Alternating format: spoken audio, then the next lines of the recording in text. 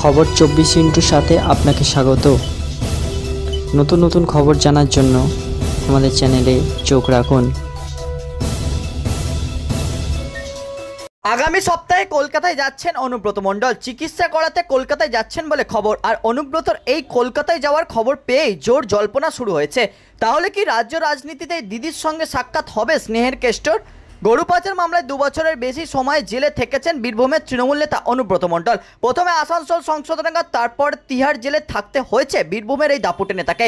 গত সোমবার ইডির মামলায় জামিন পেয়ে মঙ্গলবারই আবারও রাজ্যে ফিরেছেন কেষ্ট। কলকাতা বিমানবন্দরে নেমে মঙ্গলবারই বোলপুরে ফেরেন কেষ্ট। তাৎপর্যপূর্ণভাবে সেদিন আবার মুখ্যমন্ত্রী মমতা বন্দ্যোপাধ্যায় বীরভূমেই ছিলেন।